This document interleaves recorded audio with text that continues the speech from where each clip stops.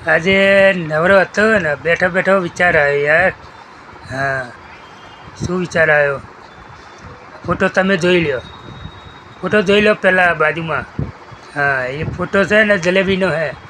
હા, નવરો હતો તે જલેબી સીધી કરી નાખી. હા, વરેલી જલેબી મને ભાવતી નહીં.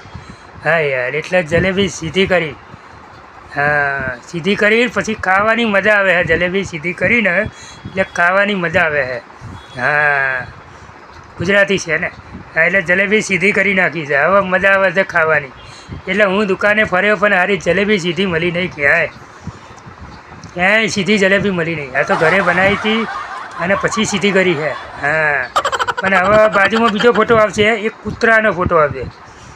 હા, કૂતરાની પૂંછડીનો. હા, હવે એના ઉપર મારા વિચાર કરવાનો હે થોડો. કૂતરાની પૂંછડી સીધી કરવાની છે. હવે એમાં સીધી તો કરી નાખીશ હું. હા, કૂતરો હાથમાં આવવો જોઈએ. હા, એટલે સમજ્યા તમે? કૂતરો એટલે કૂતરો જે હોય. હા, એ હાથમાં આવવો જોઈએ. અને બે પાઇપ જોઈશે એમાં.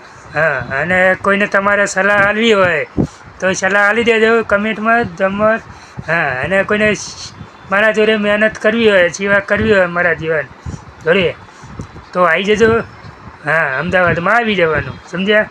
બાકી હવે કૂતરાની પૂંછડી સીધી તો કરવી જ છે મારે, ગમે એવું થાય. સમજ્યા? ગમે એવું થાય, કૂતરાની પૂંછડી સીધી કરવી છે ભાઈ. આ આપણું થંભલ છે, સમજ્યા?